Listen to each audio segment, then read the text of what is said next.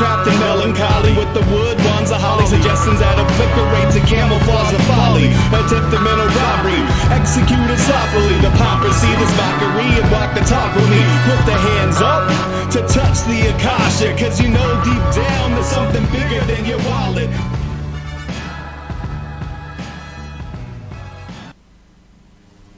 Sweet eternal balance of all that is good, true, and beautiful, friends. Welcome to your Sunday night Rogue Ways. We have a special show here tonight as we're going to talk about Vaca Nation. Vaca is Spanish for cow. We're going to talk about cow nations. It is kind of fitting because I bet cowpox, I think cowpox was one of the first injections made by humans. I don't know. I can't remember, but I believe it's something like that. So it's a little bit fitting, but I like to try to outsmart the stupid algorithms and bots that will probably try to instantly take this show down. And that's my way of doing it today. Hopefully. Keep your fingers crossed. What I plan to do is to bring you through the history of injections by humans into the body of things meant to keep us healthy and not always doing so. I'm going to take you through some of the myths. I'm going to use only peer-reviewed scientific journal articles and court documents to do so, including just a few, like 2, I think, just regular articles that are well sourced. And so I'm going to share that list of resources with you so that you can also summarize this entire presentation into a single document of links for people who are still too wary or programmed to question the sort of narrative that we're given. When you give somebody that many journal articles and court cases and court documents to sort of prove your point, it's hard for them to continue being ignorant unless they're just doing it willfully. So that is the sort of plan and goal. You may be familiar with some of the stuff we're going to go through tonight, and that's rad. That is super cool, but I just want to have an episode where it is summarized succinctly, and so we can share that with other people. But first, let me tell you about some things while we're waiting for people to show up. We've got CoreySharman.com, which is my pen name. It's also rogueways.org. All of my stuff, content, things I create is sort of hubbed here in the network. So if you go to rogueways.org, you can find this. I've been writing things for years. So time travel and fuck Christianity are my most recent. One's a poem, one's a little essay. And you can look through all the stuff that I write, and some other guest authors are on here too. I like the noosphere down in the lower right. If you scroll down, it's a collection of tags. You can click on the ones that interest you and jump to things about that. That's cool. You can go over here and grab my books that I've written. Sine Curve of Aeons is my first novel. The sequel to that is coming out soon. Sine Curve takes you through a civilization that is very different from our own. It's like a golden age. There is interdimensional travelers. There are all kinds of things that we like to talk about in the sort of conspiracy and alternative thinking societies or cultures or whatever in this book. It's all weaved together in a nice fictional tale that is fun for adults and children alike.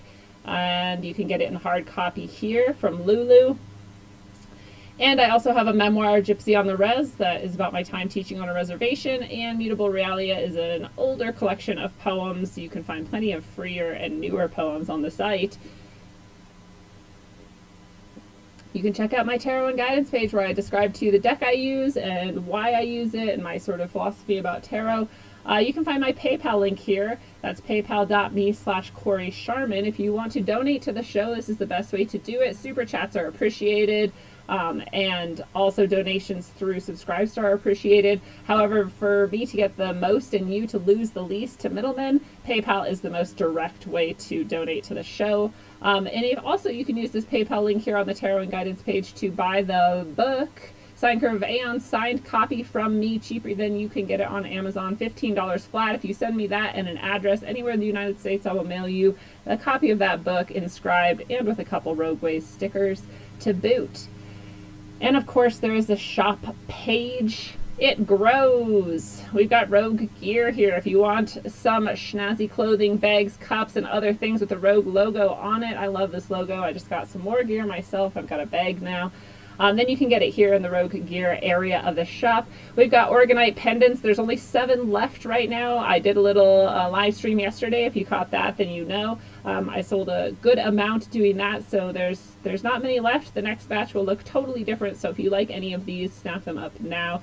if you want to hear more specifically what's in each and about them, then you can watch that little live stream from yesterday. We've got Logic tickets. As far as I'm concerned, Logic is still happening. Michael Wan is the main sort of event of that main Saturday that the event will be spanning, and he is going to take us through a tour of the Susquehanna Mystery. The Susquehanna is the oldest river on Earth, and he has uncovered some crazy, mystical, magical history aligned with that river, and Logic is going to explore that with him, as well as be a cool place on an eco-shamanic retreat to hang out with people that we love. If you're in the Eyes Open community, you know about it and you're going to be there, so we'll see you there. And also I offer some classes and some one-on-one guidance sessions and tarot readings through here as well, so you can check those things out if you want. If you want to support me, I really appreciate the support. If you subscribe even at the $1 level, that helps me a lot. If you have ever found any value in Rogue Ways and you are someone who listens from time to time or all of the time, it would be awesome if you could share that value back with me by subscribing at some tier. The $1 level is the easiest. We've also got the $7, the $22, and the $55 level. The $55 level actually gets you $5 off a tarot reading each month. The tarot readings are usually $60, and so that is a discount for you, as well as access to all of the content in Subscribestar.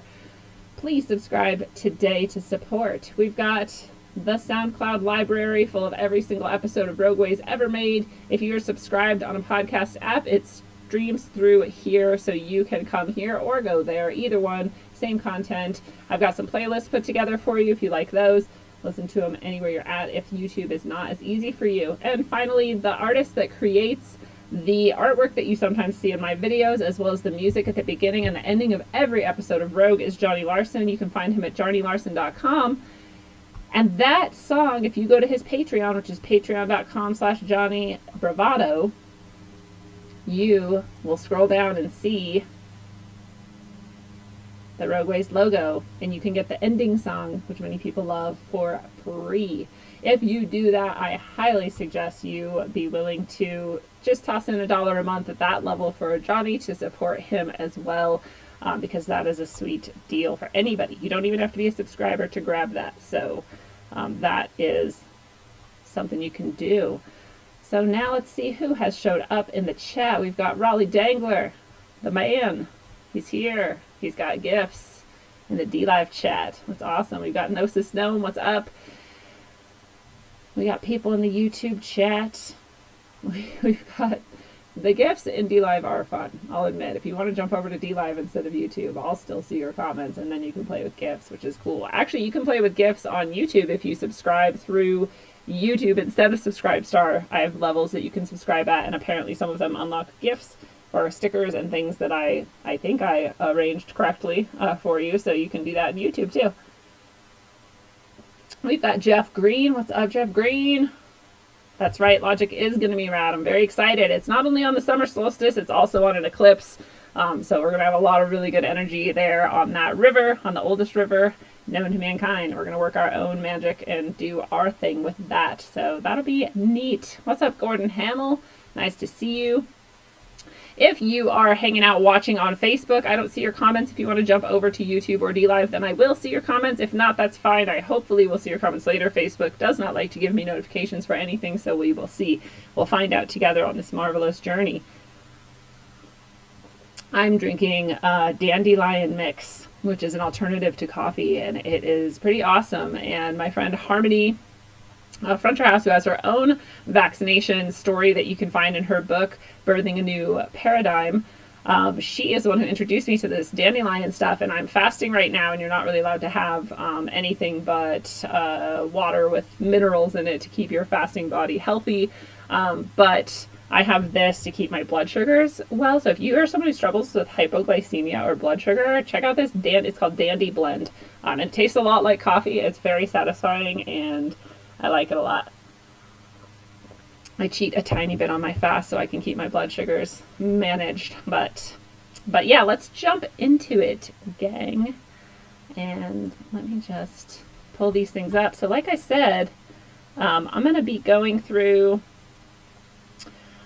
just peer-reviewed articles and scientific peer-reviewed articles and court cases to bring you through this sort of history of vaccines and all the things that we know about them. So first I wanted to show you this article. This is from learntherisk.org. They have a lot of cool graphs and information just on this article alone. But the reason I wanted to start with this is because without fail, if you have ever asked somebody about vaccination who is still sold on them, they will inevitably bring up polio. It's just been drilled into people's heads. It's one of the like cornerstones of the programming. And so it's hard when people truly believe that polio was literally cured. You know, we don't even have polio anymore because of this vaccine campaign that we started. This article gets straight to that. But what about polio? And this is after they go through a lot of other things. So it's actually, sorry to scroll around so much, but let's actually look a little bit at what they say first. First of all, infectious diseases were declining before vaccines were introduced. Every single one that we can point at, we have a graph that shows something like the one you see here, where it is falling, and then somewhere around here we'll introduce a vaccine and say, see, look, now it's falling even more. It's like, well, it was already on that trend. So we have to, as scientists, look at why that would have been happening, and it's pretty simple. Here's actually a cluster of graphs over here to the left that are in pink that sort of show you a bunch of them. The vaccine is almost always introduced at the last tail end of the reduction in disease, and basically when it comes down to it, it's very simple. It's that water quality went up. We had clean water piped into houses, so we had a lot easier time cleaning ourselves and the things around us, and keeping good hygiene. And also we at the same time had often a reduction in chemicals. That's the case with polio. So even the CDC has credited clean water to the reduction in disease in humans. So it's not a conspiracy theory. It's not crazy science. It's like, this is just very clear from data that when clean water came in, almost all of our infectious diseases and other diseases dropped. So we have plenty of studies. We're going to look at a few really quickly after this, but I just want to address polio again because, like I said, it's the cornerstone of people's mental insanity about vaccines. And when you bring it up, I literally 100% of the time people will say, what about polio? And so it's nice to be able to address this and show studies and information and data and scientific journal articles. They're all over the place. None of them deny that polio was already dropping, already declining by the time the vaccine arrived, and that the spraying of DDT on the American public is most likely to blame for polio. It's most likely never a virus in the first place. We had mass DDT spraying campaigns. It's on beaches, aerially over swimming pools and parks, and especially during the summer months we had these. And coincidentally, but not coincidentally, just as a cause, polio paralysis cases happened during the summer months more so because we were spraying all of this crap. DDT is nasty shit, and we know that it causes the exact same symptoms as polio, so it is really no coincidence that when they stopped the widespread chemical spraying of pesticides like DDT, polio declined and disappeared. Now, I've been told that they actually renamed polio, like the collection of symptoms known as polio, they call it now something else, and they know that it's caused by chemicals similar to DDT and things like this, but they had to change the name so that we wouldn't make the connection. I don't know, that is not something I'm addressing here, but that is also a thing you can point out to people. Again, if it's somebody who is capable of thinking, they can't really look at this data and deny that the vaccine very likely had nothing to do with the disappearance of polio, as you can see.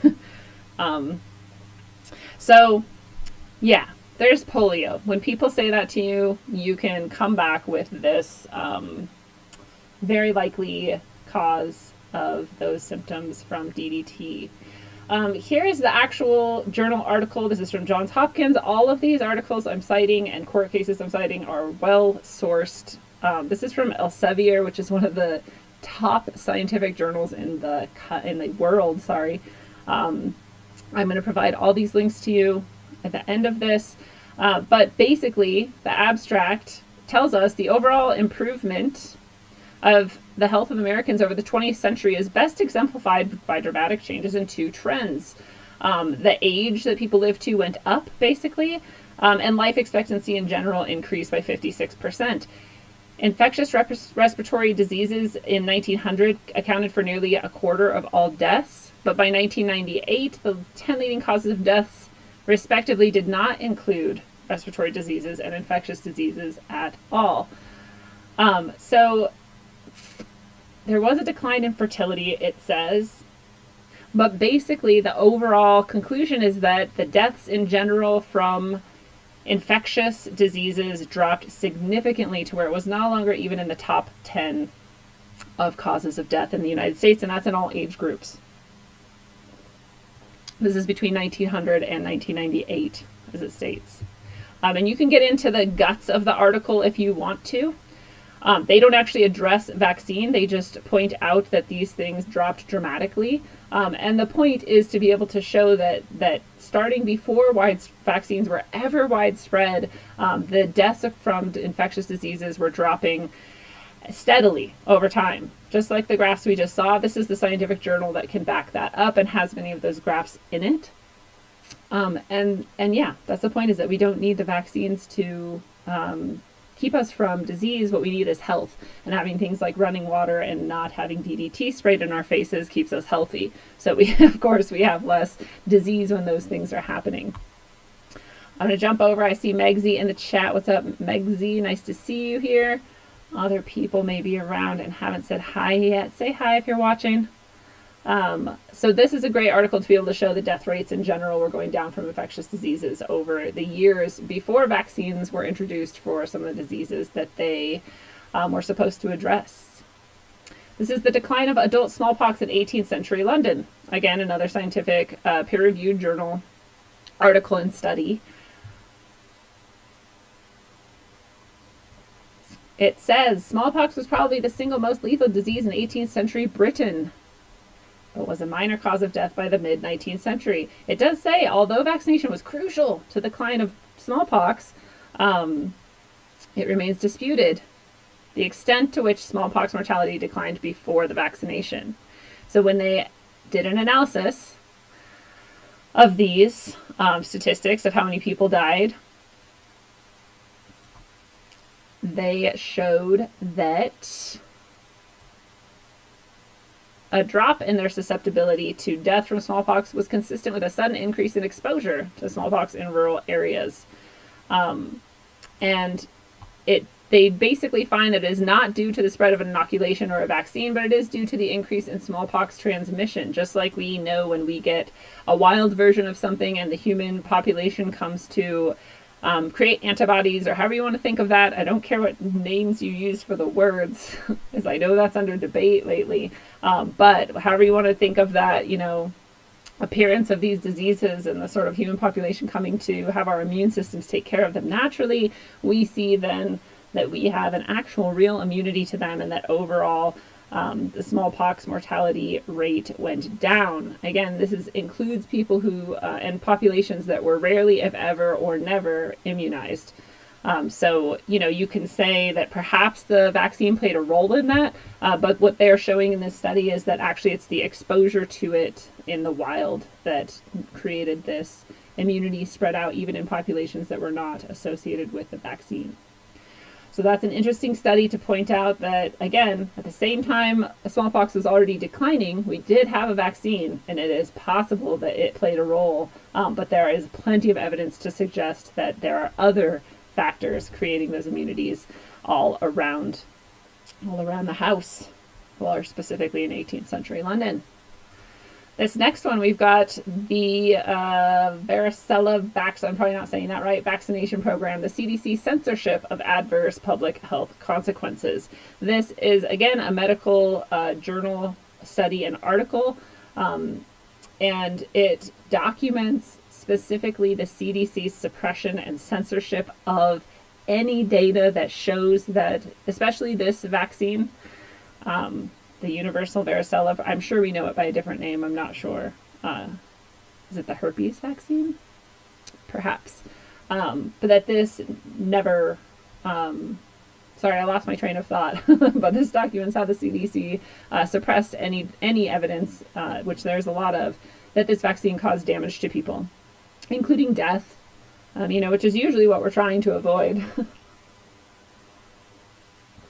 But you can't avoid death in some of these ways. So I'm going to get to a lot of the other types of good stuff, but I just want to show you guys all the different aspects of this and how they're all documented. So far we have documented that vaccines are not necessarily a smoking gun for the reduction in disease. In fact, there's plenty of studies and evidence that diseases were already declining before vaccines appeared, and that the humans were already coming to have immunity to these diseases before the vaccine was introduced. Now we're getting to the point, to the documentation that the CDC suppresses anything that shows any sort of harm caused by the vaccines. This is a really, really good article, not only because it usually has, we always have the abstract here, but they go into their methodology right away, which usually you have to dig for that in a lot of articles, so that's interesting. But we're going to get straight to we're going to read the introduction and the results rather. So, introduction says, a research analyst insider reports findings that the universal varicella vaccination program alters the epidemiology of herpes zoster, the herpes, and the shingles vaccination that we're talking about, and details ways which the CDC, in collusion with the Los Angeles Department of Health Services Acute Communicable Disease Control Unit, apparently manipulated data to conceal unwanted outcomes that supported an immunologically mediated link between varicella and herpes zoster epidemiology. Basically, the short of that is just saying that those two entities, the CDC and the Los Angeles Department of Health, suppressed information showing vaccine damage from the herpes and shingles vaccines. And the conclusion, or the results, trends in vaccine efficacy were masked by averaging varicella vaccine efficacy over several years instead of stratifying efficacy by year. High incidence rates among children that had natural varicella were masked by reporting a single mean of bimodal distribution. Now we're getting into the science I don't want to get into understanding or explaining. But let's check out the conclusion. The CDC mainly published selective studies and manipulated findings to support universal varicella vaccination and aggressively blocked the research analysts' attempts to publish deleterious trends or outcomes. Blocked the research analysts' attempts to publish. Anytime a scientist with data and analysis is being blocked from publishing, you know that that's information you want. There's no reason to block data and information. You can poke holes in the methods of analysis, you can poke holes in the methods of data gathering, you can poke holes in the ways that they sort of manipulate it with statistical math or whatever to make it look a certain way, but why would you ever just block it, right? This person resigned over what he perceived was research fraud. His letter of resignation stated, when research data concerning vaccine use in human population is being suppressed and are misrepresented, this is a very disturbing. It goes against all scientific norms and compromises professional ethics. These are the type of people we need more of to bring light to these things, because when you and I present this information, you know, I know, people are like, oh, so you're a fucking scientist now? We're like, no, we're just really smart people who like to think and ask questions, and, you should ask the same questions as we are. Honestly, but when someone like this comes out who is an actual vaccine scientist and that's their whole life passion and goal is to study vaccines and their effects, comes out and says, look, there's actually some questions about this vaccine, some damages that it might be causing, and the CDC and the LA, Department of Health is suppressing that, that's something we should pay attention to. So if you did sort of jump through this, oh look, the bookmarks don't work. We do have evidence of malfeasance and obfuscation by the CDC presented. We have active surveillance of this varicella strain and vaccination effects. We have that documented in here. And all kinds of more further information about the CDC masking and censoring this information. So, this vaccine, they say, was adopted based on 3 assumptions that all proved false in the conclusion. The conclusion is always the best part to read. Instead of a single varicella vaccine at this cost, blah, blah, blah, now they require a booster also, and that costs even more. And so the cost was misrepresented. And before that, people would get it for free. They'd get their exposure for free and develop their own immunity. So it points out that the cost was misrepresented. Anyway, and other things that were misrepresented. So, what's this?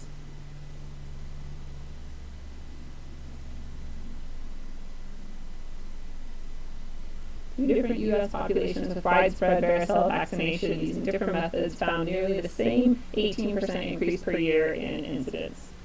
Interesting.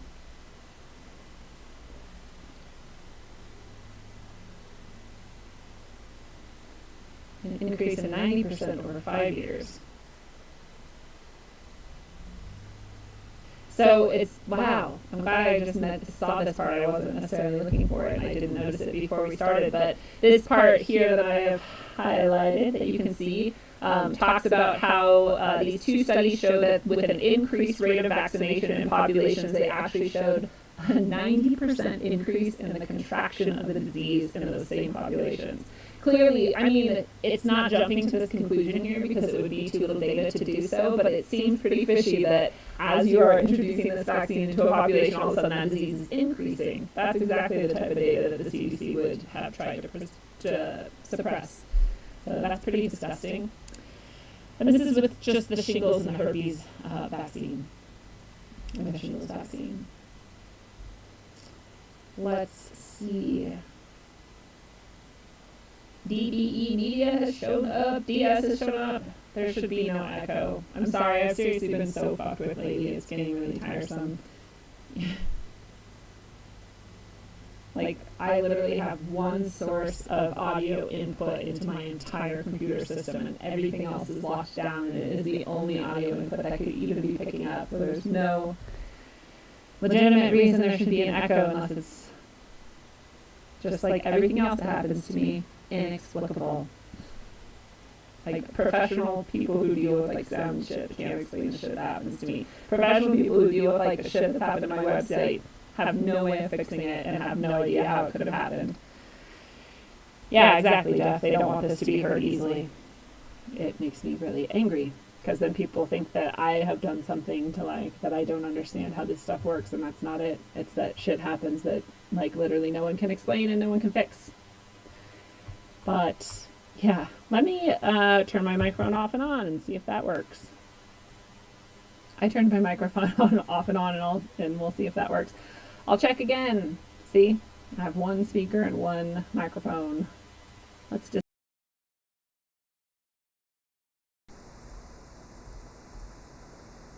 We'll see if that works. We'll turn this off again and on again. We'll go back in. Still on the right one. Hopefully that helped. Hopefully you guys did not just disappear because you couldn't handle the echo, but let me know if that helped at all. It really pisses me off. Really, really pisses me off. It doesn't matter. They can't stop me from sharing all the links that I'm sharing with you. I have them well documented and copied in multiple places and annotated so you can quickly share them with people. But we're back to pesticides and polio. There is a critique here of scientific literature that tried to show that those two things were not related. Oh, it did work. Well, great. That's fantastic. Isn't it funny that the exact same settings that were just echoing are now not echoing? Fucking bullshit. Thank you for telling me. And what's up, Leah? Nice to see you. Leah should be doing this presentation instead of me. She has way better research. She probably has even better links and awesome stuff. But this is the Weston Price Foundation. I really like them. They do really good work. They have, my first introduction to him was his travel around the world, in which he looked at the nutrition of people and what they were eating and showed that their dental health was strongly connected to nutrition. Go figure, like, wow, what a fucking, but like apparently we needed that to show us that it's not all about sugar and acidic things on your teeth. It's about what you eat and what your body can use to create its materials and whatever. But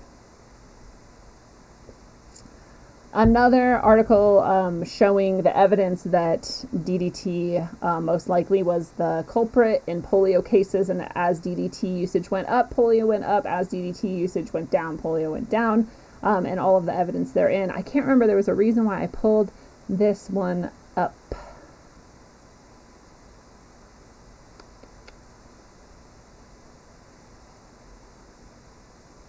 I think I just grabbed it because it goes into all kinds of different chemicals that were used. Oh, I like this part. When the symptoms of polio are recognized, there's often a claim of virus presence in the body of the polio victim. Sometimes a virus is found, sometimes it's not. So that's interesting to notice that sometimes the polio virus is present in polio and sometimes it's not. Interesting. Oh, they're straight up saying the polio virus, what's been called the polio virus, is not what's to cause for polio. Very interesting. I didn't even notice that. Maybe that's why I pulled this up and I already forgot. But yeah, so it's not only that DDT caused the symptoms that we call polio, but also that the polio, the thing that we call the polio virus, is not what's actually causing polio. That is interesting. Maybe it's a benign virus. There is a lot of thought that these viruses that we carry around are there for a reason, that they're doing something in our body that is probably good for us, and just their presence, their mere presence, doesn't necessarily mean that they are what's causing the problem, right? Correlation does not equal causation. We know this. If you listened to the recent show I did on logical fallacy, you know it even better.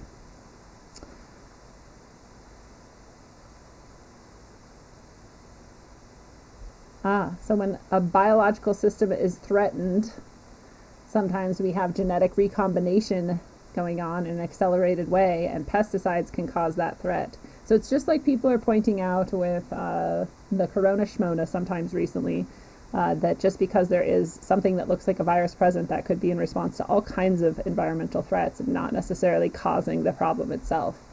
Very interesting article. So I've got that on my list that I will share with you guys.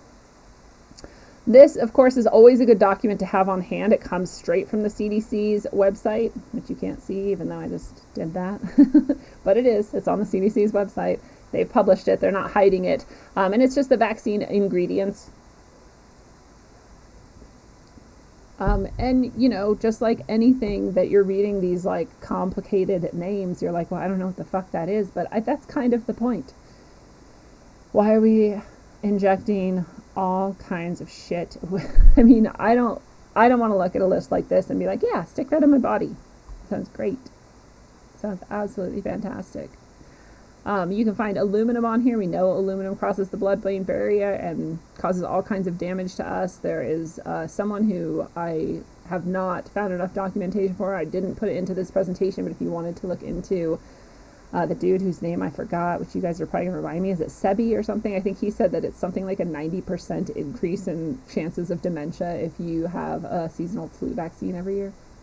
It's something crazy like that. But again, I didn't find any documentation that I could have shared with you here. So it probably exists. Leah probably has it, but we've got things like formaldehyde, host cell DNA. I mean, that's probably just the virus itself. Like, what is recombinant human serum albumin? This is when we need Wayne McRoy. If you want to go back and listen to that episode, he actually breaks down a lot of these ingredients and what they actually are, because none of us speak science. But I'm trying to find the really gross ones. Here's bovine albumin. That's cow, by the way. Vaca. See, I knew we'd get to cows. Vaca Nation, we've got bovine albumin. You can just kind of yell out one if you see one. Put it in the chat if you see one that's like fucking gross. I love that one's called Tween 80. That's like a interesting name for a teenager. They've got teenagers in it. No, I don't know what that is. Polysorbate 80 I know is really, really disgusting though. That's in here. All kinds of stuff. So these are just the ingredients in various vaccines published by the CDC. It's fun to be able to pull out things like here's fetal bovine serum, things like that, recombinant human albumin and stuff, and show people like they inject fetal tissue into us, including from other species. So many of them have that. Many of them have porcine or whatever, pigs in it, and so that should be a big red flag for anybody who is Muslim or Jewish or just vegan. Most of these, if you're vegan, you shouldn't be taking because they almost all contain other animals and species and meat products in them. It is crazy, Sue Finelli, that people put this in their bodies. It's absolutely nuts. I can't, but I did it for years and I was sold on it. And that's exactly why I like to go through, because these are the exact sort of series of things that woke me up to like, wow, this is actually crazy. I should think more deeply about this. And so I wanted to make this, this presentation that you can show people if they want to be like told about it and walk through it by someone who's not an expert in science or a vaccine, immunologist, but does their best to translate all of this stuff. But the list is what I'm excited about, being able to share the list with people. I know they won't look, like most people. They've got more shit going on. It helps to penetrate the blood-brain barrier, Leah says. I think you're talking about the bovine, whatever, the cow stuff. Tween is similar to polysorbate 80, which is an emulsifier. That's what I'm saying. Leah should have been on this episode. Leah, maybe you'll come on now because you'll be like, you fucked that up. Let me fix your mistakes. Yes, it was Dr. Sebi. Thank you for clarifying that. No virus has ever been isolated. Well, viruses have been isolated, and we call them viruses. And you're welcome to call them something else. But it has been done. It's just you can question whether or not what that is what they say a virus is. I think that's what is closer to the truth, perhaps. No polio has ever been isolated. Yeah, that's what that Weston Price, this article got to, is that it is a, what do we want to say if we don't want to call it a virus? It's a cell. It's a thing in the body. You can isolate it, and you can say this one's different from the other ones, and we're going to call it this polio virus. But what this is showing is that it's there to help us, which is one of the things that Kaufman was pointing out, is these cells that come out that are unique to certain situations. We can call them a virus if you want, but basically it could just be exosomes, like he says, which might be a much better name for them. But either way, you can't identify them, but they're there to help you. And that's what this article on the Price Foundation is also saying. Correct me if I'm wrong. That's my understanding currently. And Phoenix Aurelius talked about it too. He's coming back on Tuesday, so if we do have any questions about that, let's get the questions out so we can have him clarify too. He's done a ton of research on it as well. Let's see, catching up with people. I think I said hi to everyone so far. What's up, Christy? I don't know if I said hi to you or not. Right, they don't have time to read. They just have time to listen to the news. Like, maybe they can listen to... That's why I'm like, if I did this actually well, like as a presentation, and I knew what I was talking about better, those people might listen to this. But ooh, I just heard a semi-promise from Leah that she would come on. Woohoo! It could happen. Keep your fingers crossed. So the next thing we'll look at is the vaccine injury compensation data. This is Health Resources and Service Administration of the United States government. And this is where we talk about that people get compensated for vaccine damage. They like to say that very rarely people experience more serious side effects, like allergic reactions. They don't. It even says in the majority of vaccines, or in the majority of cases, vaccines cause no side effects.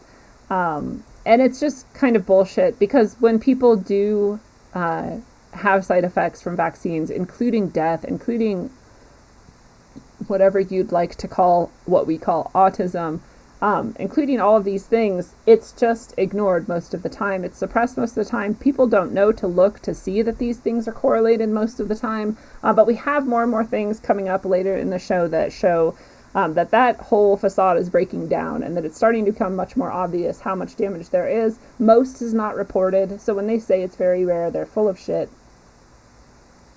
Their data is incomplete. But they do award compensation when it is shown that vaccines do damage. So we have this. If people think that vaccines never hurt anyone, you can at least point to this and say, look, we do have vaccine injury compensation, and we do have VAERS, the Vaccine Adverse Event Reporting System. And this is the, again, the Health and Human what do we call it? Health Resources and Service Administration, whatever. The fucking Health and Human Services arm of the government runs this VAERS, Vaccine Adverse Event Reporting System. And you should report anything that you think is even slightly related to your vaccine. Because, like I said, most people don't report it. I have a story that I like to tell that before I understood that vaccines could cause damage, I did the, what's the one? Cervical cancer one? HPV vaccine. And I did that whole entire series. And within less than a year of finishing that series, I developed aggressive pre-cancer. I got to the final stage of pre-cancer before it would be called cancer.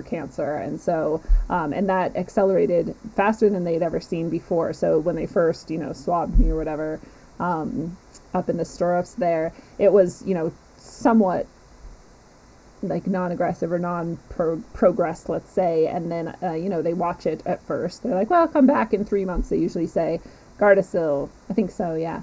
But so I came back in 3 months, and it was at that last stage before cancer. So it was very, very fast. And we did the LEAP procedure, which is where they like cut off part of your cervix, which is really painful, with a laser or something. We did another procedure where they physically cut off even more of it because that didn't work. And this whole time I was doing alternative. I very quickly got on the alternative, like, whoa, what are people doing to cure this? And I did folic acid.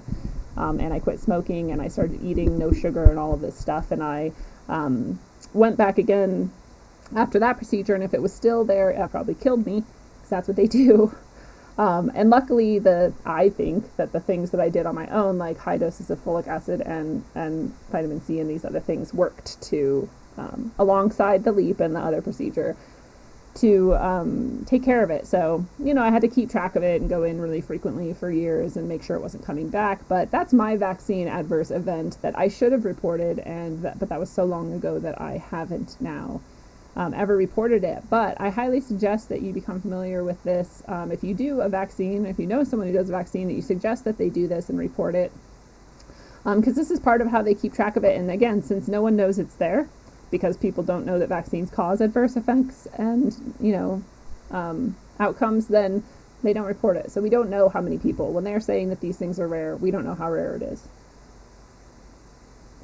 I wish I would have declined that vaccine, but my family and I at that time had no questions about this. We were like, why wouldn't you get vaccines? They're great.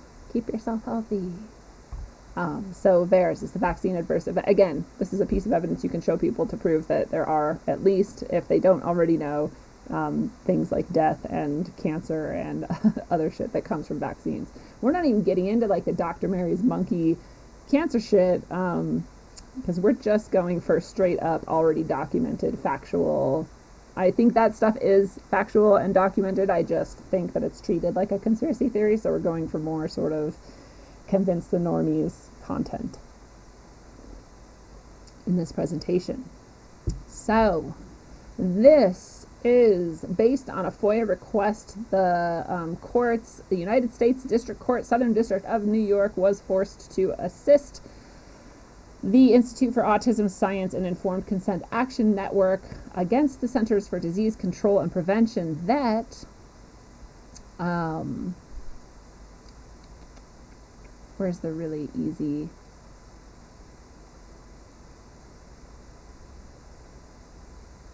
Oh, man, I had it before. That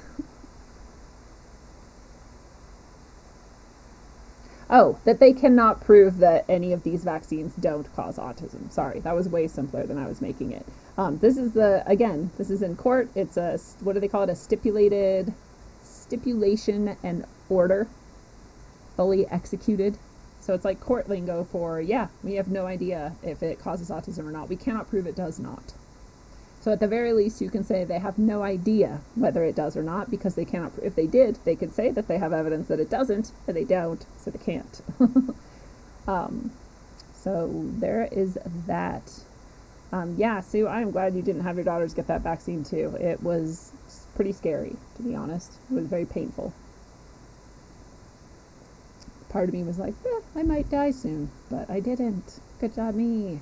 So CDC says they cannot prove that vaccines do not cause autism. Another stipulated order this time for just the Informed Consent Action Network against the Department of Health and Human Services. This one shows each of these has like a different part where it gets to the meat of it. And I have to remember because when I leave, it goes back to the top for some reason.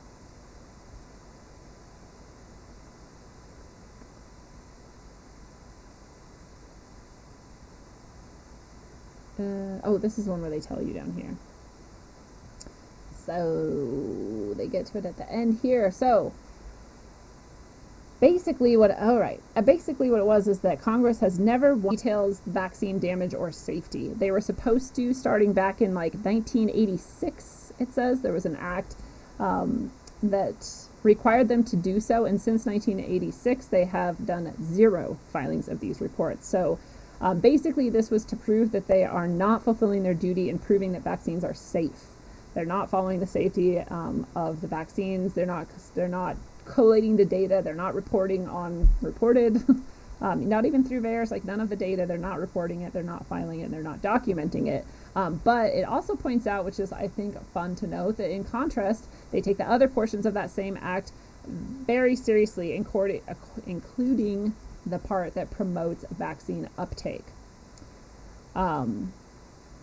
So it says here 29 doses, I think, is what's required now of a growing child in our society. 29 doses of various vaccines, and not a single one of those is followed up on in safety, but they are definitely promoted to be taken actively, spending billions annually in generating a steady stream of reports on how to improve vaccine uptake. So they're not opposed to collating data, gathering it, reporting on it, and filing it. They're just only opposed to doing it when it has to do with the safety and the damages caused. So that was an interesting one as well. Again, if you're a thinking person, you have to be able to admit that that is pretty corrupt. You know, that you would actively promote the taking of more and more and more vaccines, but you would ignore your responsibility, which I'm not just saying that this is like a responsibility they should do. This 1986 Act required them to do it, and they just have never done it. And there's a reason why you would, again, just like the CDC, suppress that information. Because you want people to take vaccines. It is crimes against humanity. It's horrible. What's up, kids? No is right. It's horrifying. Here is, I probably was on the part I already wanted. This one didn't scroll back up to the top. Oh well, I have to go back up to talk anyway. Oh, this is the act itself, the Vaccine Injury Act of 1986 that previous report was regarding. And it's setting up, of course, the vaccine program to increase the uptake of vaccines, and then also in here you can read about how they are required to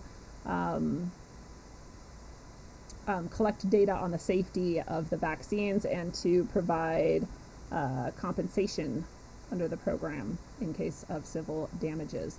I believe this is actually where they took it out of the ability to sue the vaccine manufacturers directly, and that's why we have VAERS, is because we can't even claim damages against those companies themselves. So the government therefore has taken it, and they say that it's so that vaccine makers don't have to like suffer under the burden of trying to like guess what might happen. It's just like, it's really crazy. It's convoluted logic. It's not logical at all. And this is why you and I pay how much money every year? Billions, I don't know, in damages to people who are damaged by vaccines, because the companies, as according to this 1986 Act, are not responsible to pay those damages themselves. They have no liability at all. Very interesting. Next, we've got the Supreme Court of the United States, Brucewitz et al. Versus Wyeth LLC. This one, where was the meat of this one?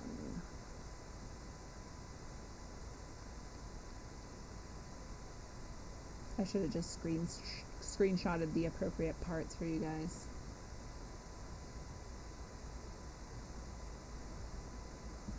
Stabilizing the vaccine markets, creating the 1986 Act to establish a no-fault compensation program designed to work faster and with greater ease in the civil tort system. Really, it was designed to protect the vaccine creators. A person injured by a vaccine or his legal guardian may file a petition for compensation in the United States Court of Federal Claims, naming the Secretary of Health and Human Services as the respondent.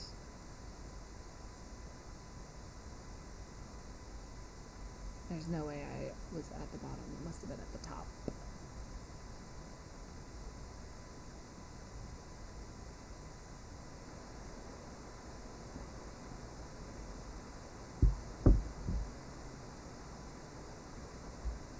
Awards are paid out of a fund created by an excise tax on each vaccine dose. Tax.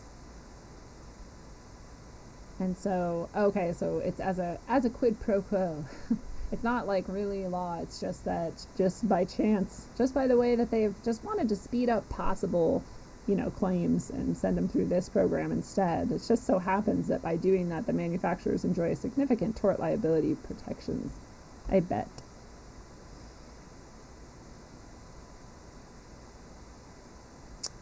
So this court case was that their parents filed a petition in the Court of Federal Claims claiming that Hannah became disabled after receiving a DTP shot.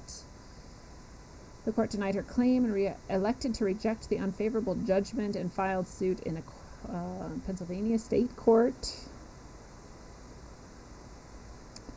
And they are claiming that the creators of the vaccine were actually liable. They were negligent, but it was removed from federal district court.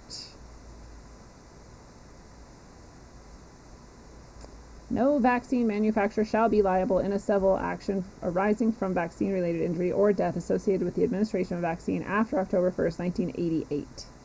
Okay, that was why I pulled this one up. So it is true that none of them can be. This is why I'm confused about the thing we're going to talk about at the end, because I feel like it's already established that any vaccine creator has no liability for any damages. This preempts all design defect claims against the manufacturers brought by plaintiffs. It's not open to, a vaccine's design is not open to question in a tort action. Blah, blah, blah. So this is just something you can show, again, that these vaccine creators don't even have any liability to protect us or be concerned with the safety, because they will never be held accountable and will never face legal repercussions.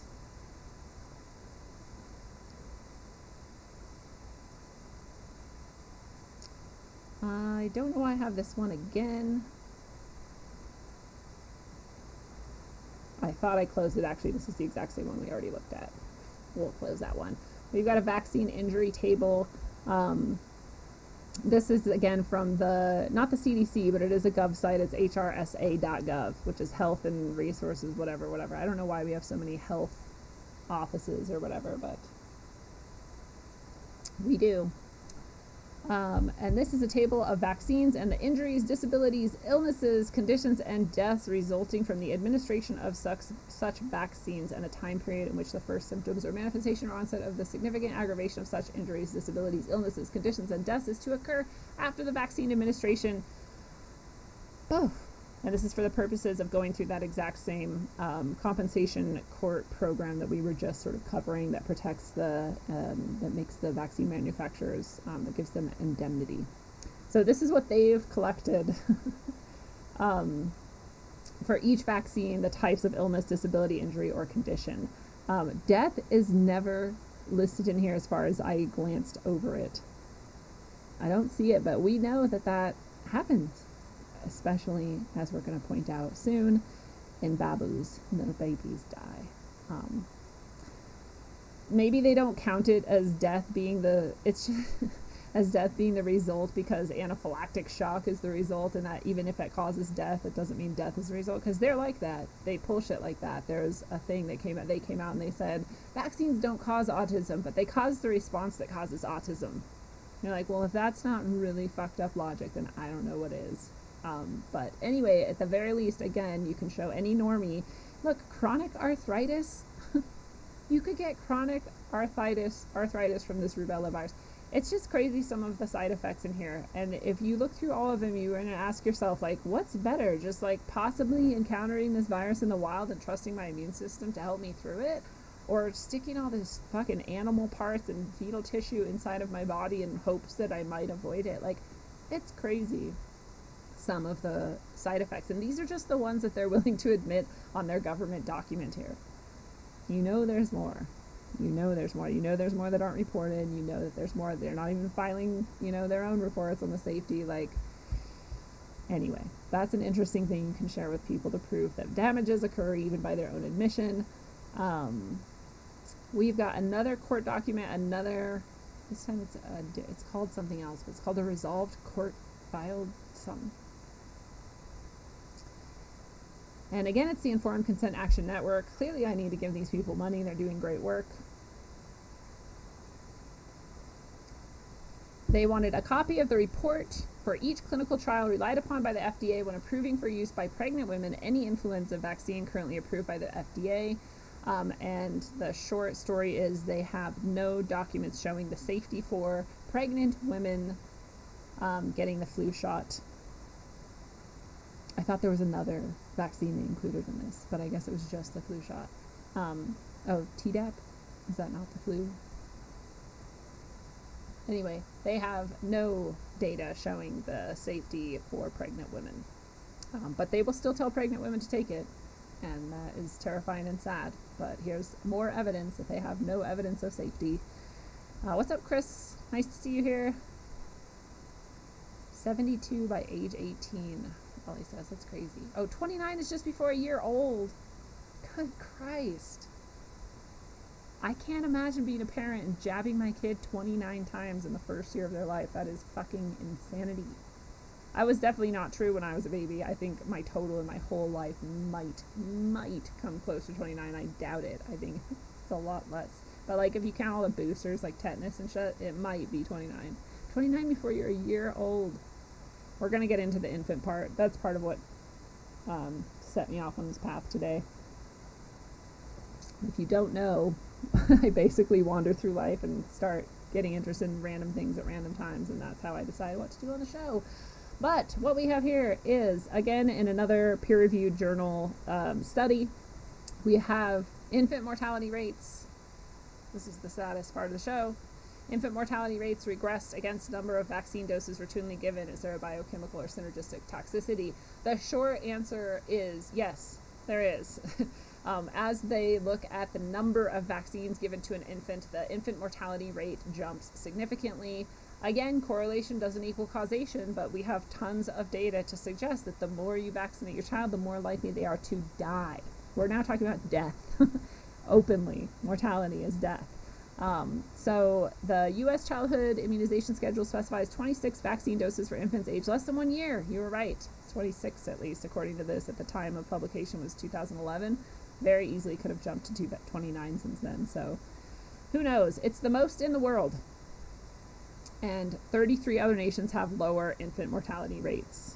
So using statistical analysis, they basically found, like I already said, that this correlation, there is a strong correlation, statistically significant, which is what you have to say to science people to make them understand, that this correlation is correlated with vaccine doses. The number goes up, the deaths go up. It does. It makes me insane. Yeah, I think it was 16 when I was a kid too, but not before I was 1 year old. I don't even know how many I got. I don't know if I got any before 1 year old. Do you? The number has gone up so far. It's just insane. So yeah, it does kill people. Just like I mentioned, Harmony's book, Harmony Frenterhouse House and Birthing a New Paradigm, and her first daughter she vaccinated because she also wasn't quite awake yet, and her other two she didn't. But so she has the stories about that in that book, Birthing a New Paradigm. But it is, I mean, part of it you have to deal with is the trauma of having realized that you're giving your infants 29 doses of poison that can kill them. But you don't know. I mean, this is the shit we're programmed with. We're told to just vaccinate. We're called insane if we don't, and we're mocked, and we're like driven out of town, and people won't even listen to the science. I mean, these are, again, everything I'm showing you here is all peer-reviewed scientific journal articles and studies or court documents from the United States court systems, or the government and CDC's own documented information. So once you can get to that point where you're looking at these things, it might get easier to conditions us to do this crap. So I'm grateful for every single person who starts to question this, because that might be a baby's life saved or a case of autism prevented, perhaps. What's up, Chris Phoenix? I don't know if I said hi to you yet. Yeah, we're going to get to the possible COVID vaccine in this presentation. Wisdom Trek, what's up? Nice to see you. It's interesting. Wisdom Trek says, when Trump declared a national emergency, he activated a quote-unquote law called the PrEP Act, and this act gives blanket immunity for any and all harms rendered by vaccines during this time. We already have immunity, but maybe you're talking about like the government itself and the compensation program that we have set up through the documents we already looked at. Maybe that won't even be paying out. I'm not sure. I would need more documentation, but I am grateful for you sharing that little tidbit. Yes, it does wreck their immune systems. It's what we do to these kids with these vaccines. It's the opposite of what it's supposed to do, and as this article shows, there's a good chance we're just straight up killing them. This is yet another article that just looks at a few vaccines, but it looks at the co-administration of vaccines and the increase in mortality. This is not just, so the previous one was just for infants. This is for all people. So when you're giving these vaccines in conjunction with one another, these ones happen to be being administered to children, but the previous study was specifically for infants. Anyway, when you're giving these together, it's saying the DTP and the MV, which I think is the yellow fever vaccine. I could be wrong. But when you're doing them in close succession, then the mortality rate increases dramatically. Wow, some of these numbers are crazy when you look at the actual statistical analyses they did. It's disgusting. So again, yet another vaccine study that shows that the occurrence of death in conjunction with vaccines is a real documented phenomenon. Another peer-reviewed scientific journal study, DTP with or after measles vaccination is associated with increased in-hospital mortality. Again, it's a specific vaccine, it's a specific location, but they did find, again, very, very statistically significant correlation between the two. Back to the babies, we've got yet another medicinal chemistry journal article, peer-reviewed study, sudden infant death following hexavalent vaccination, a neuropathologic study. This is the saddest one. They examined a large number of sudden infant death syndrome victims in order to point out a possible causal relationship between a previous hexavalent vaccination and the sudden infant death. Did 110 studies. And so they hypothesized that vaccine components could have a direct role in sparking off a lethal outcome in, they say vulnerable babies. I'm saying babies. All babies are vulnerable, the poor little fucking things. And yeah, the deaths occur in a short space of time after these vaccinations. This study doesn't state this, but somebody has stated that if you look closely at SIDS, they always occur. Sudden infant death syndrome always occurs within a few days of a vaccination, and I wouldn't doubt it. It is horrible. It's really, really sad. It's really, really sad to have babies in your life and the parents of them won't even consider listening to these facts. So we're going to jump now from the babies dying to the coronavirus, because this is an interesting one that's coming our way, right? And this is an older article. It's actually April 2nd, 2020. But you can find documentation of this going back way before the coronavirus obsession frenzy came to be. And, you know, the basics of it is that there isn't a vaccine for the common cold, and we all know that because we've never heard of one, right? And there's a reason why there's not a vaccine for the common cold, because scientists, of course, have been trying to develop one since the 1950s. If they haven't done it in 70 years, why do we suddenly think they're going to do it right now? They do say, however, new technologies may eventually make a common cold vaccine a reality. Of course they have to say that because we're in this, we're in this place we're at. But they point out that multiple viruses cause the common cold, like rhinovirus, coronavirus, and adenoviruses, and para-influenza. Again, like when we're having cold-like symptoms, there's no way of knowing which virus or whatever you want to call it is causing those symptoms. So of course there'd be a host of possible exosomes that are exuded in our body to help us battle whatever we're battling, in our environment, internally and externally. But so there's no way for one vaccine to protect against all the possible strains. Another reason they cite is that it's a mild illness anyway, so why would we bother? One thing that is not in this article for some reason, but I've heard many times, is that this, coronaviruses and rhinoviruses mutate too quickly, and so, which is true of the flu virus too, but we have a stupid fucking vaccine for that the CDC's own numbers say is ineffective every single year. But, so they say that because it mutates so quickly, we won't be able to have a cold virus vaccine either. So we already had that documented way before this frenzy occurred. But now we have people like Bill Gates who are struggling to create a vaccine, they say, for COVID-19. But he's also asking for indemnity. And perhaps what Wisdom Trek pointed out, maybe he already has it. It's interesting then that he would go on record asking for it. This, again, is one of the few things I'm citing that's not a scientific journal article or a study or a court proceeding documentation, blah, blah, blah. But the article is really good. Again, it's going to be in that list of resources that I share with you all if you want it. And it's talking about the top vaccine promoters. If you've been paying attention to vaccines, you would have already heard these names, Paul Offit and Peter Hotez. I don't know if I'm saying them correctly. But they're asking for indemnity. And why are they asking for indemnity? They say there's so many dangers inherent in developing a coronavirus vaccine. Then why are we doing it? They just are. They're just going to, whether it's for money or because they intentionally want to harm babies and us or whatever. You can debate that all day, but they are doing it. They first attempted to develop coronavirus vaccines after China's 2002 SARS-CoV outbreak. They've actually been trying to develop vaccines for these things, as we saw, since the 1950s. This is the part I really want you to pay attention to. At first, the experiment seemed successful as all the animals, because they did animal tests on their vaccines, developed a robust antibody response to coronavirus. Yay, they succeeded. However, when the scientists exposed the vaccinated animals to the wild virus, the results were horrifying.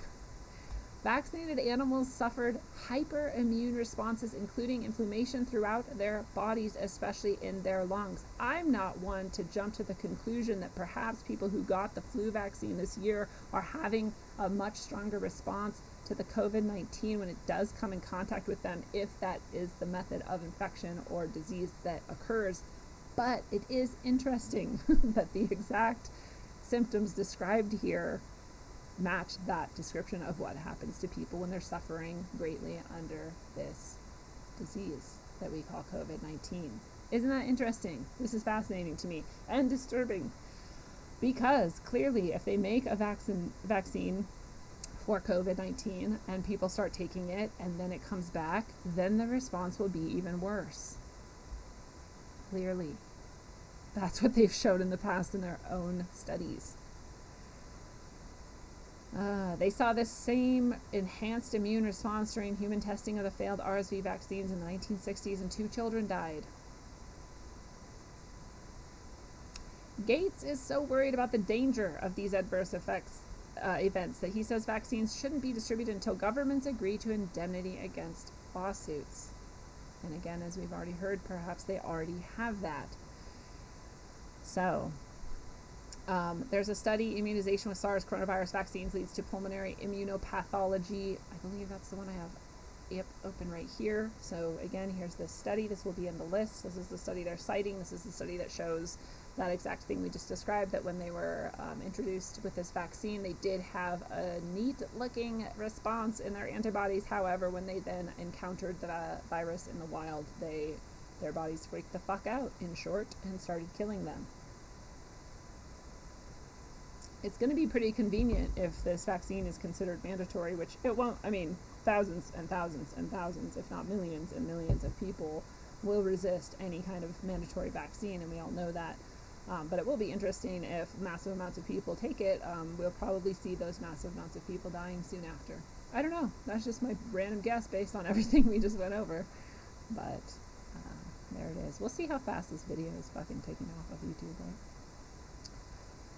Yeah, it's disgusting. It's really disgusting. This man, who's asking for immunity and indemnity against vaccine damages is the same man who openly talks about population reduction. That's another thing you can share with people if they want to get into the whole Bill Gates hole, but they'd have to at least first question vaccines, I think, before they would even start down that road. But that same guy talks about depopulation. He wants it, and he even talks about doing it through vaccines, so that's very interesting. Anyways, this other journal article, peer-reviewed study,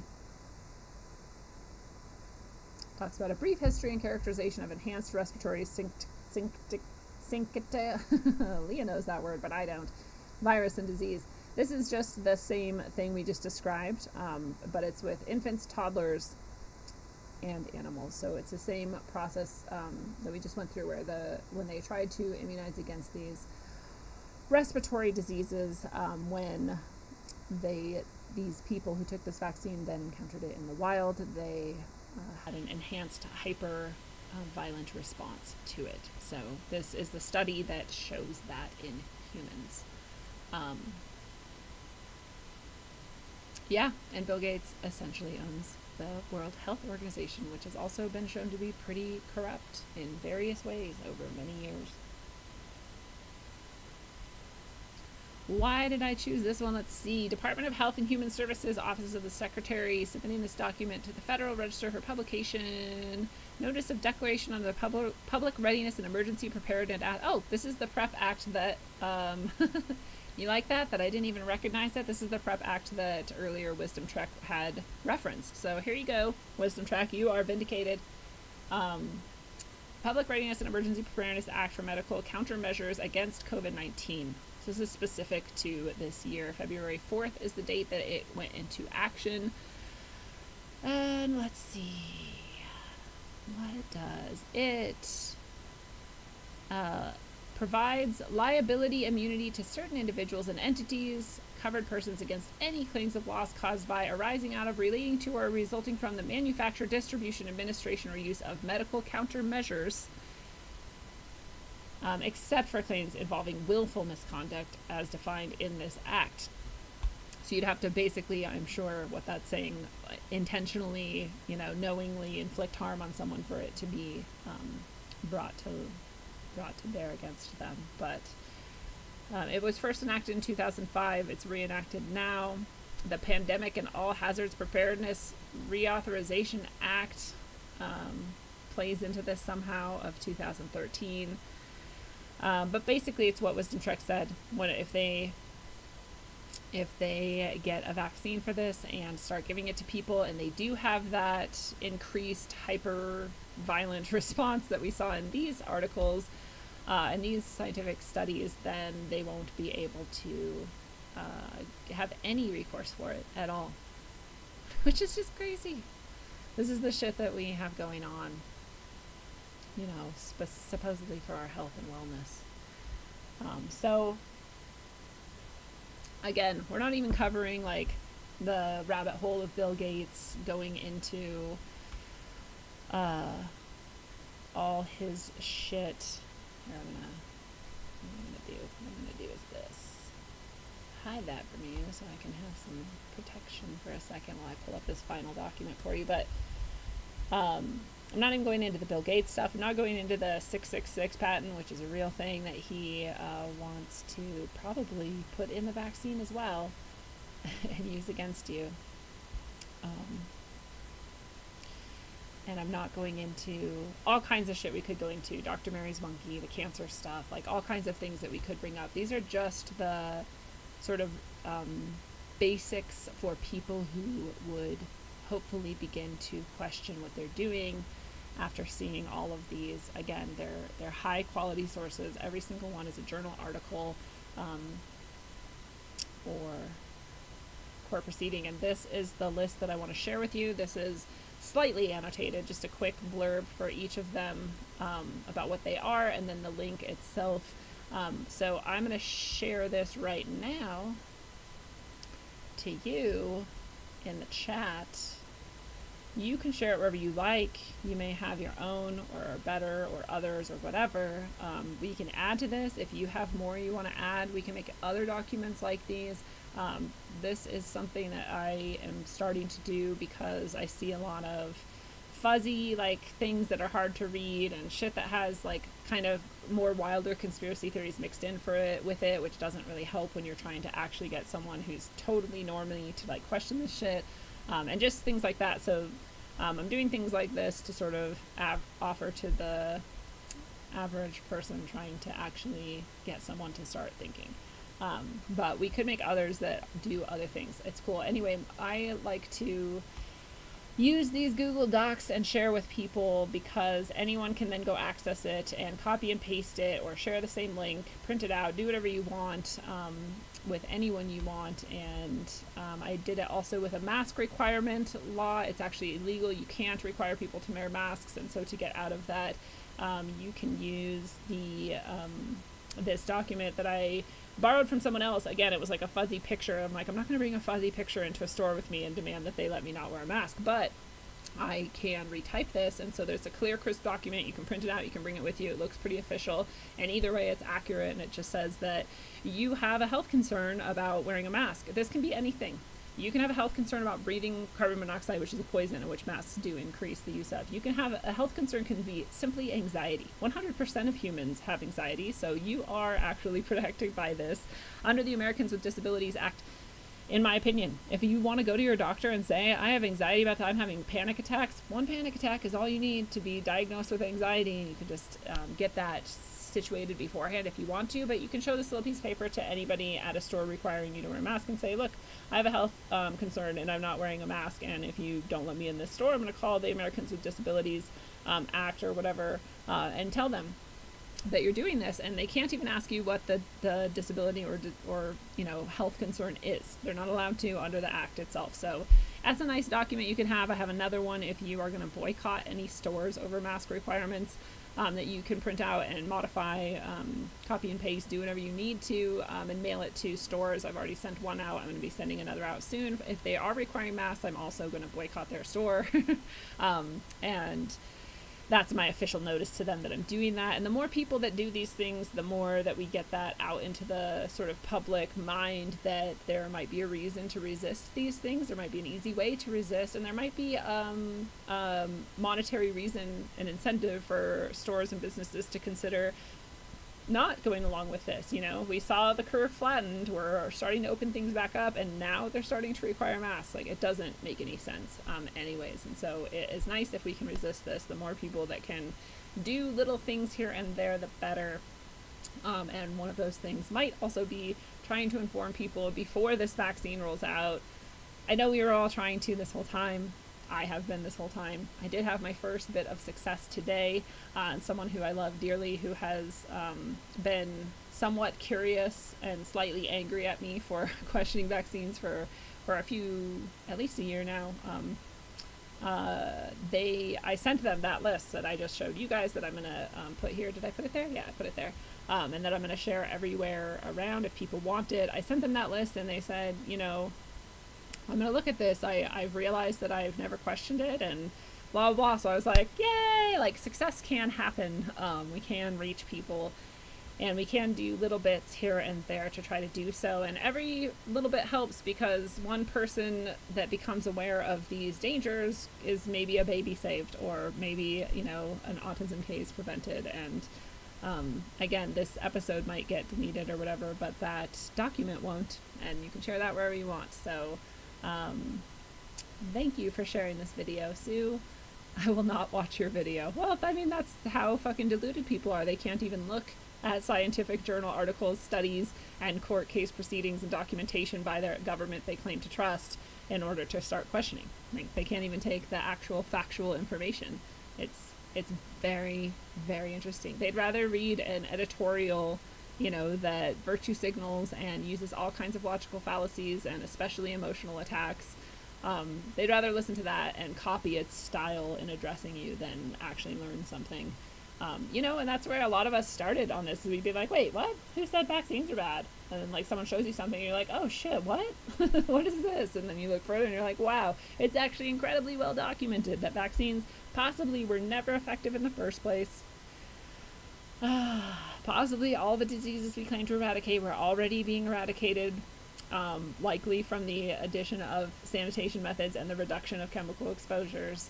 And that there's all kinds of harm caused, that the CDC has tried to suppress it, that they can't prove that they're safe, all of these things. They're all documented. Sometimes I don't know if I'm rambling or making sense. I just keep going. What's up, last Cali Bear? Nice to see you. A support animal over in D-Live. Yeah.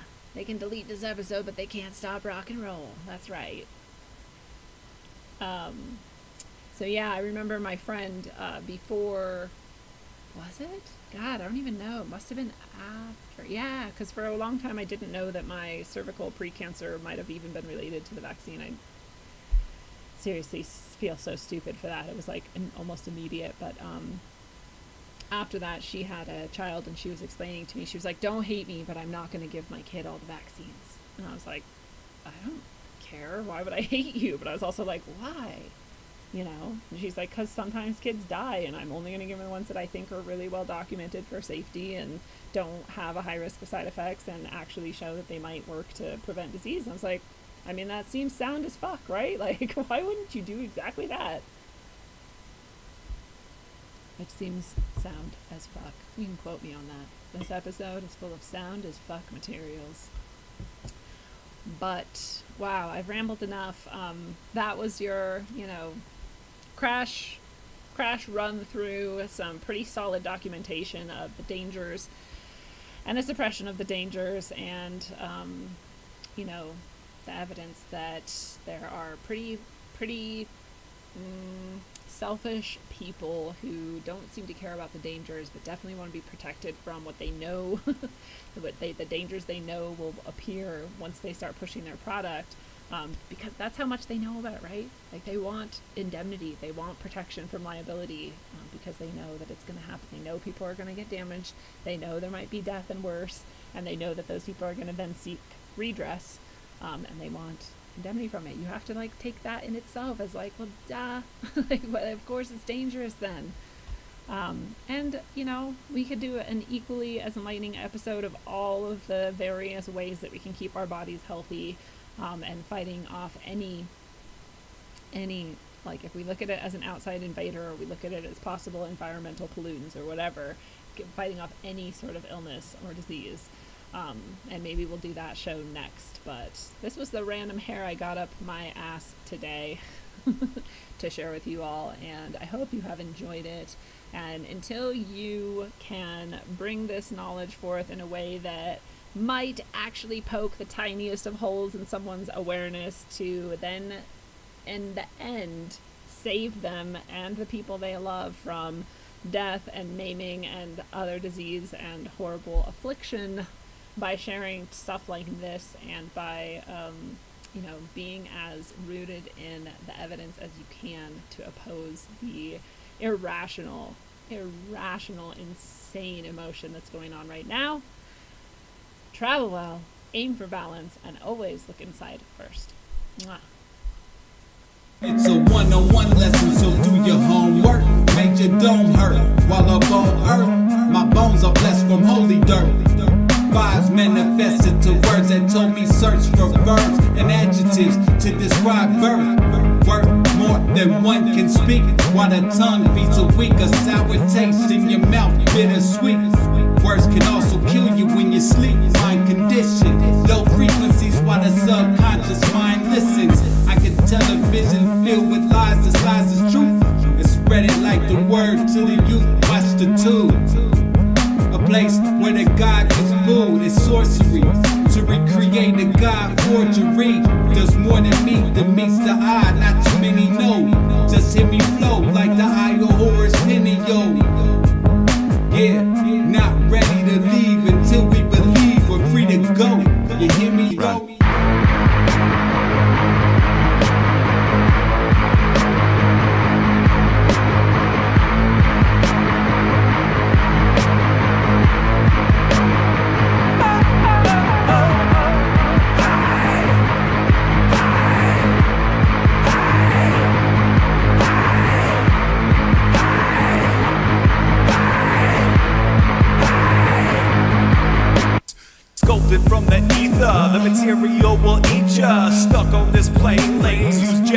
to greet ya. The dimensional three ain't meeting me on top of the fourth. Didn't climb Jacob's ladder to squab with a sword. Forged with Yggdrasil, branched out. Try quiet your lamps now. Ascension past the matter. Let they slam out they damn mouths. We ain't on land now, but they under over in a stand. Sacrificing wisdom, hoarding dumber kosher wicked hands. Putting faith in worthless worship of the mortals. Artificial portals, mass ingestion of the black goo. Bioengineered morsels, conversing with machine elves. Bypassing maggots, they stuck on Android screens now. I'm scrolling emerald tablets. Moloch living lavish, off the backs of the savage. Them clasp hands at the Sabbath. Smack of energy damage, they done twisted the tongues. But nanotech in the lungs, the awakening's begun. All they really can do is fucking Run.